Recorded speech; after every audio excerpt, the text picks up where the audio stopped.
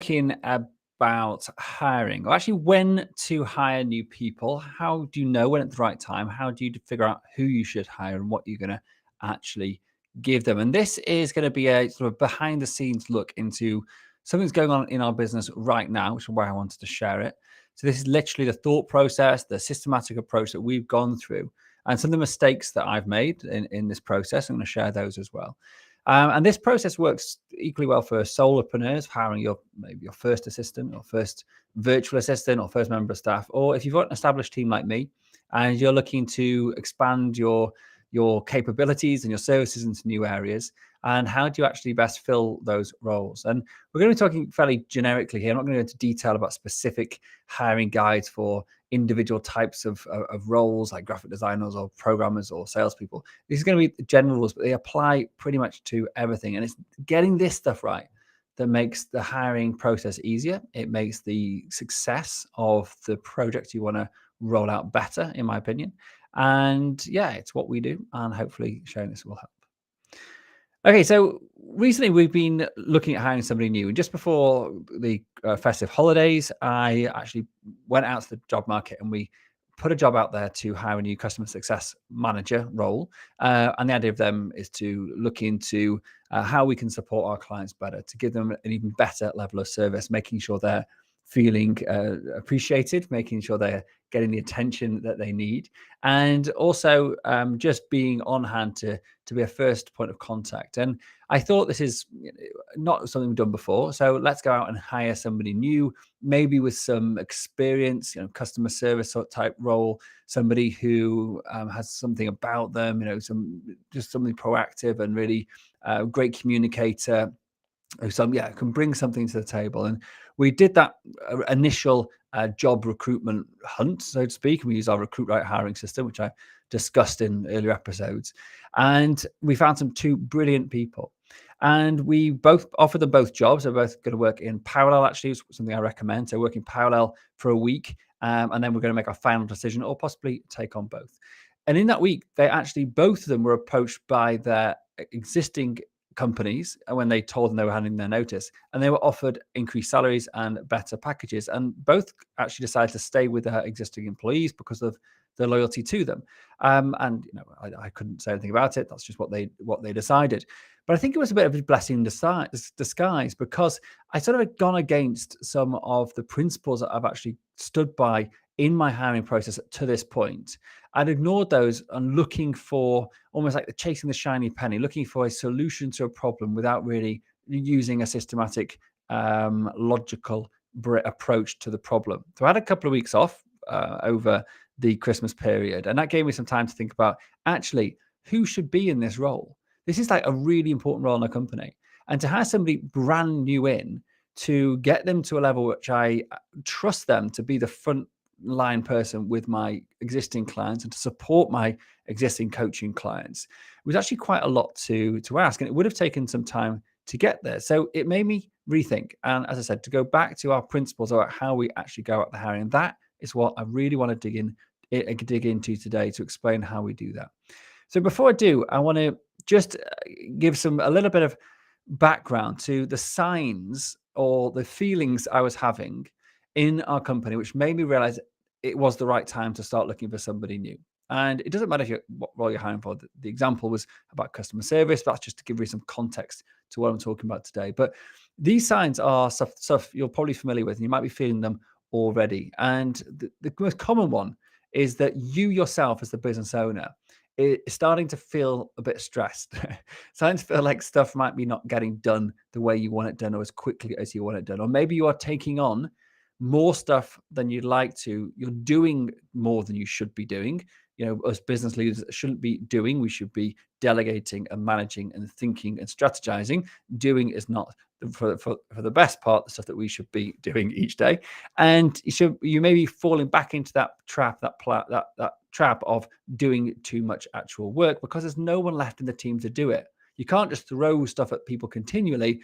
If there's no capacity in the team, it doesn't get done. And that's another sign, is that people aren't getting stuff done fast enough for your liking. Work is just taking too long to complete. or their task lists. Or you go onto their task boards, we talk about a lot, task boards for delegation, and their task list or their pending list is just getting longer. It doesn't seem like they're ever making any headway or actually getting through stuff. Your systems aren't getting improved. There's no time in the team, no capacity in the team to actually look at how could we do things better. And that's a real catch-22, because time spent looking at efficiency will make things go quicker, and therefore they have more time. The converse is also true. No time spent looking at efficiency will mean tasks take longer, which means people have even less time. So is it something that we actually actively try to put time aside to do in our business? And when we're hitting capacity, that's one of the things that actually suffers. I mentioned a project stalling. So things, maybe your deliverables aren't getting hit, you're not hitting your quarterly goals, or your staff are just working longer. I hire all my staff on an hourly basis. They're contractors. They're not paid employees as such. They don't work a fixed number of hours. And when those hours start creeping up from 40-ish to 45 to 50 to 55, I know now is the time we need to start hiring, because that's all right in the short term, and they may be appreciative of the extra hours. But in the long term, it's going to be affecting their social life, their family life, and potentially their mental health as well going forward. They might get stressed. Their work productivity might actually go down despite them working longer hours. And also documentation. So back to the system side of stuff. If people aren't documenting what they're doing, it puts your company at risk. And people need time to do that. Even using our super rapid systems for documenting, it still needs people to actually do it. And if they are really firefighting, that is something that can actually fall to the wayside, so to speak. And so that's the signs that you might be feeling in your company when you think, now is the time we've got to take somebody on. It might be really obvious, or maybe actually you can catch this early on and start putting a plan into place, a bit like we have done, I guess, in this example. Is we're not massively struggling right now, but we definitely are feeling the pinch, and it's coming. So I'm putting the things in place now to hire somebody new. And the next thing to think about is, once you've decided now is the time, is what are you going to get this person to do? Now, an example I gave before about our customer services, we're hiring for a new role that doesn't really exist. I mean, we do customer service. Obviously, we do have some mechanisms, some systems about client success, but there's nobody in the role owning it. It's sort of really, actually, I'm really carrying that, if anything. And I've got my staff to help me out, but we haven't really formalized a role around it and give anyone overall responsibility for actually hitting targets with result in terms of like customer satisfaction or our referral rates and those sorts of things, which are key indicators that we're doing a really good job. And so no one's owning that at the moment. It's really sort of sat on my plate, but I'm probably not doing as good a job as I should be, hence the need to hire somebody. So in our example, it's a new work for a new role. And this then causes this slight dilemma that I had over the Christmas period, which is, do we hire somebody new to do this new work, or do we hire somebody? Do we get somebody from the internal team, some existing team, to take on this role? And if we do that, how do we create the capacity? And to help in that decision-making process, I want to look at the advantages and disadvantages, so to speak, of delegating new work to somebody new versus delegating existing work. And then we'll talk about how we've actually used this systematic approach to decide how to move forward and what we are actually doing in the process. So let's take the first example. If you're delegating brand new work to somebody new. So first off, whenever you create new work, as in this is work that's not currently being done in your business right now, so no one's actually doing it, then you as the business owner, or maybe you've got a COO or somebody in the company, so whoever it is that's leading it has to come up with the project that we're going to be working on. Like, what is it that you want? Whether it's at a really high level and you're hiring somebody in to deliver it, but you've got to think about what the goal is. Or for me as a small business owner, I don't have a C-suite, so to speak. I don't have a team of thought leaders in the company that are driving change. So it's actually a lot of this decision making and planning is on my head. And so I've got to come up with the idea, okay, I want to improve customer satisfaction, for example. But then I probably need to take it a step further. Well, what things have I learned? What have I experienced along the way from the coaching? I get coached all the time by different mentors. And what have I experiences that I've had that I thought really good that I want to emulate in my business, or other stuff that I've read and I want to actually bring in, or just ideas I've got. And so I've got to create this stuff. I've got to create deliverables. I've got to create a vision for somebody to deliver it. And this is going to take work to actually pull all that stuff together. And because there aren't any systems in place for that. It's going to require some handholding. It's going to require some actually overseeing somebody, making sure that they have the support they need, making sure that they are, moving towards a common goal. And and creating then systems for all this takes time. It can drag existing team members into the process, because if your brand new team members don't understand your system for creating systems, or how you're actually meant to be documenting stuff, you've got to train them on that too. And so it also, another problem with hiring a new person for a new role is you've just got this period when you hire somebody new in, where they're just getting used to you. They're getting used to your team. They're getting used to the way you work, your policies, the how you communicate with your team. And we have really robust onboarding processes and training processes, but there's still always a bit of a lag. No matter how good they are, the person who's worked for me for 2 days is going to be less efficient than the one that's worked there for 2 years. That's just the nature of the game. And so you've got to be prepared that when somebody starts, there's this lag period before anything really gets going. And so there's also so many unknowns as well about bringing somebody brand new in. If we put a lot of effort into training somebody up or working with somebody, developing them into a brand new role, which hasn't been systemized yet, and then they up and leave after 2 months because we're not a good values fit, then all of that work, or a lot of that work, is going to be lost because we haven't sort of captured it yet. We're still in that development stage of the system. And so we've not really nailed it and got it down. And therefore, it's something that we can then hand over to somebody else.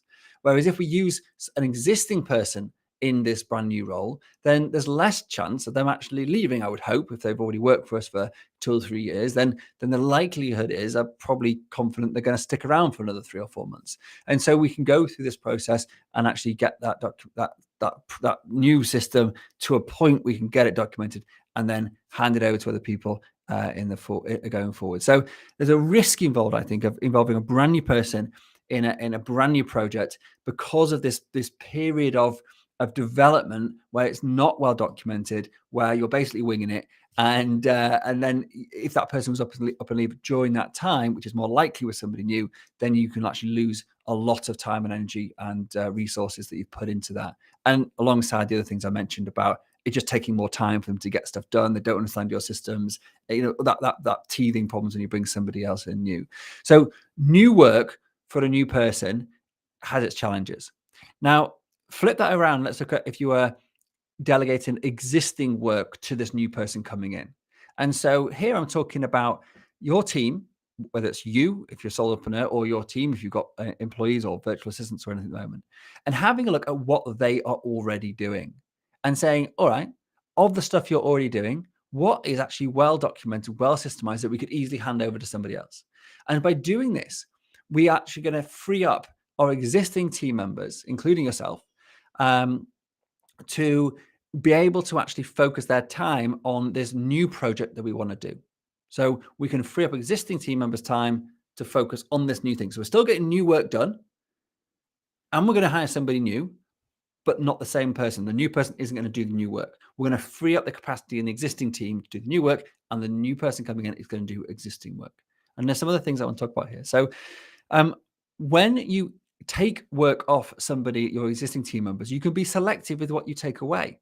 You can take away the stuff which really isn't in their zone of genius. It isn't stuff they just rattle off. They love doing, they nail it first time. They're super productive about it. They get up in the morning excited to do it. You can take away the stuff that doesn't give them that buzz, that they aren't super efficient or quick at doing, and give it to somebody, give it to this new person to deal with.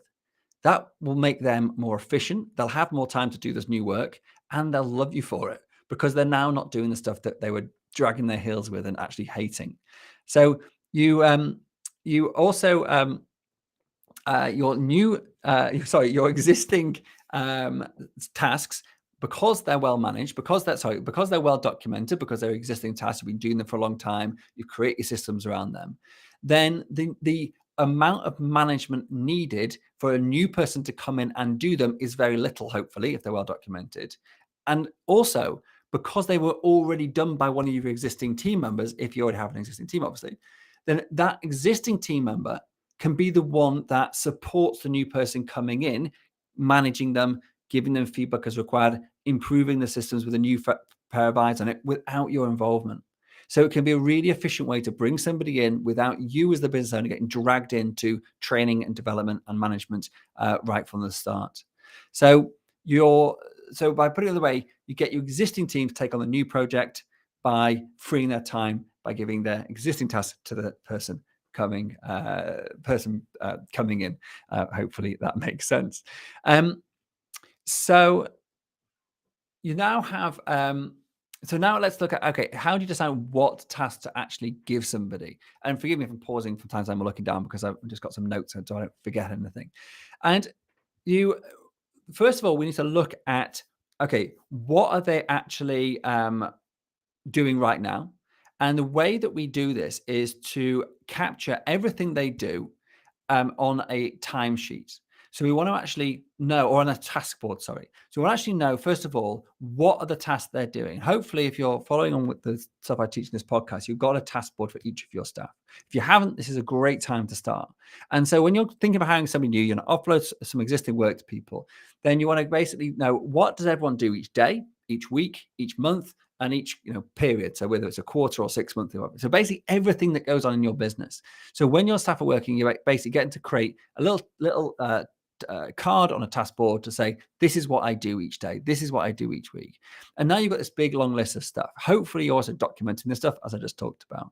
And also the plus side to this is if you actually get them to track their time, so you know how long, but on average, each of these things takes every single day, because then you'll know how much time you're going to free up when you delegate this stuff. So you can work out how, what number of hours you need to hire this new person to do in order to free up X number of hours by giving specific tasks to somebody. And so by having those things, by knowing how long the work is that how long each task is taking, let's flip this way around. Which task you're going to give them, how long they're taking, you can then work out how many hours they're going to have to do. And so this is super useful with regards to actually knowing how many hours you need to hire somebody for. Sorry, repeating myself a little bit there, but there you go.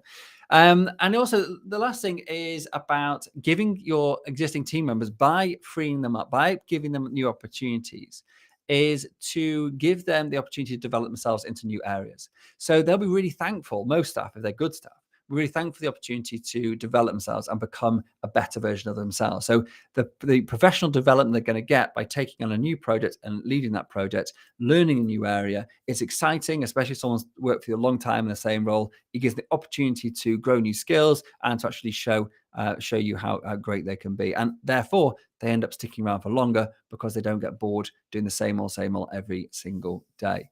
And so just to recap that part of what I've been talking about, is that to get new work done, you either have an option of bringing somebody new to the new work or using existing team member to do the new work. I would lean towards getting the existing team members to do the new work by freeing them up for lots of positive reasons, as I've just described. It allows them to develop themselves. It means that they can get rid of stuff they don't like doing, and it also means that you're making their job more exciting and enjoyable. Hopefully they'll stick around for the long term, and it's much, much easier because the new person is doing old work, so your existing team members can manage them for you. So there are a few exceptions to this, and those are if you genuinely need a new set of skills in order to get this new work done. So it could be, for example, that you are building a website or doing some graphic design work, or maybe you're doing some paid advertising on social media or copywriting, and there's no one in your existing team with those skills, and training someone from scratch to become a website designer is probably not what you want to do. I mean, someone either is a web designer because they love it and they're doing it, or they're not. And if they already were, then they'll probably be already doing it.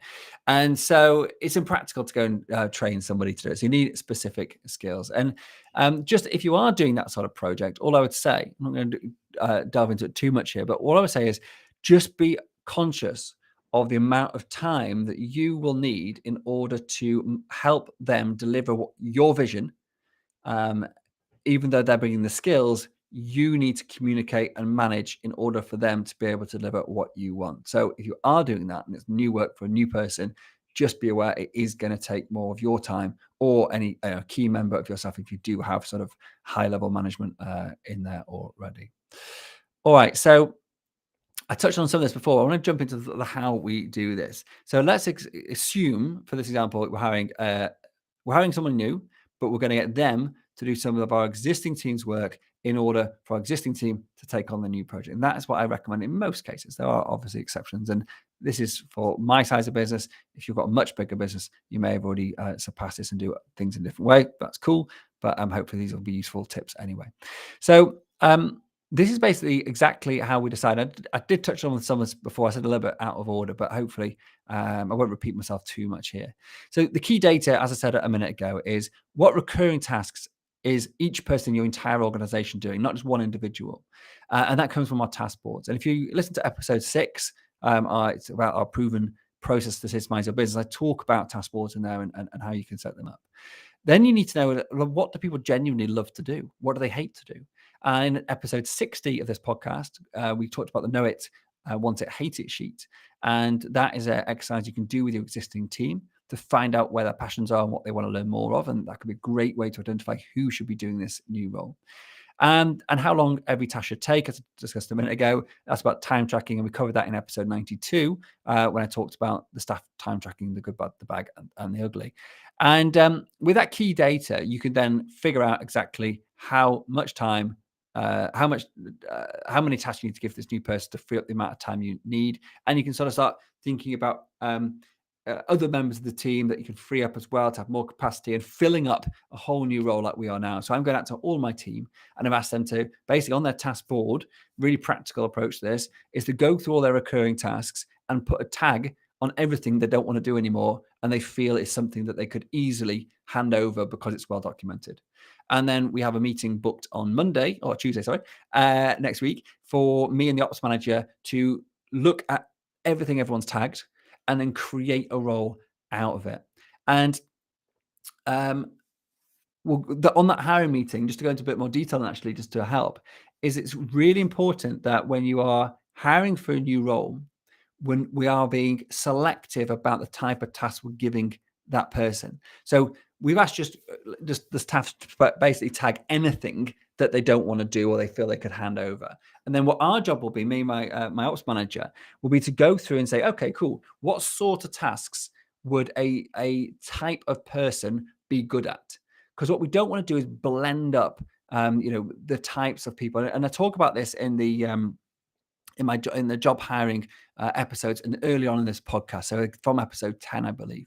And I talk about the idea you don't want to hire for multiple roles at the same time. So they can cover lots of different tasks, lots of different things, but you don't want to hire a frontline customer service or an outgoing salesperson who's also going to do back-end spreadsheets, database design, and really repetitive, mundane stuff, because it's just two different personality types, and you'll get a clash. And then someone talented will be probably able to do everything, but actually they won't be in their zone of genius. They won't be happy doing it for the long term. So try to be selective, group tasks together, and out of all the stuff that your staff have suggested that they want to offload, pick the stuff that sort of fits into one bucket, so to speak, one sort of like a personality bucket. And then that's going to be your task list for your new person. And ideally, as I said before, you want something that's well documented because it'll make it easier when you're handing it over. And then you want to craft a job posting around it. And so once you then decided this is what they're going to do, you're going to then, I talked about this in episode 11, I think it was, about creating a job posting, and in episode 49, when I talked about why most jobs posting fail. So both those episodes cover a lot about actually how you craft a really good job posting. You then want to get out and hire, and I cover that in episodes 10 to 17 if you're interested, and then onboard them, and I cover that in episode 18. So there's a bit of homework for you to do to sort of fill in all the gaps with this. And also when you're onboarding and you're managing your member of staff, I talk about that in episode 31. So there's lots of extra stuff you can do to really get the full picture of this. Now, if you do this way, then your staff are going to love you for it, because you're giving them the opportunity to grow. You're freeing them up to do stuff they love to do. You're taking away stuff they don't. It's giving you the opportunity to offload some of your existing stuff to free up your headspace to be able to manage whatever this new work is.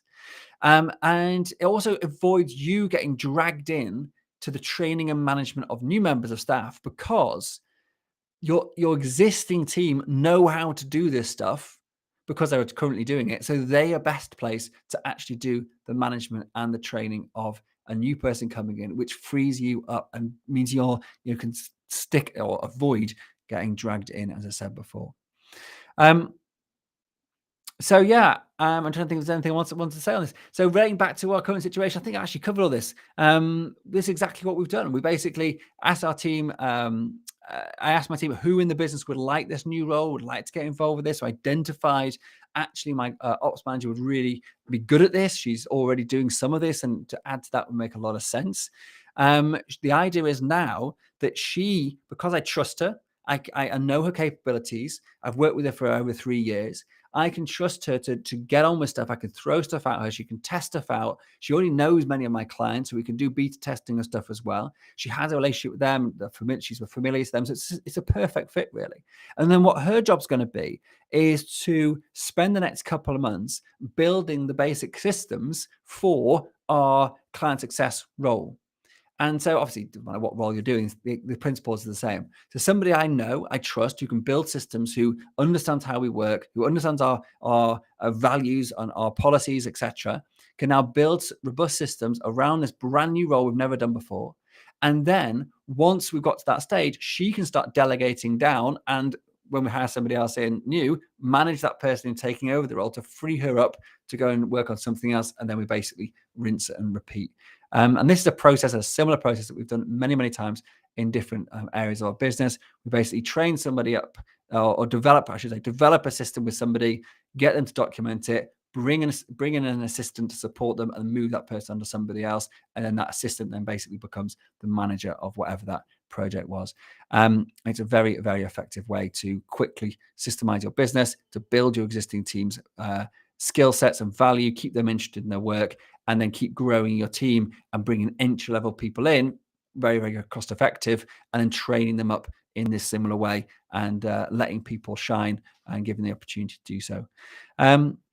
So that's it. So really, just an overview of this, or a conclusion really, that when you are thinking about taking on a new project, or your team is just at capacity, then think about bringing somebody in to take off some of the pressure of your existing team, so you can then focus your existing team on the new work you want doing, because you already know and trust them, and therefore they will be able to, or you'll be able to work with them more easily than bringing someone brand new into a role. There are a few exceptions to this when you need certain skill sets, but if this is just more operational work, then typically you can actually get your existing team members to step into the role, step up, give them a pay rise, make them a manager if they're going to be managing the person that's coming in and taking over a lot of their work.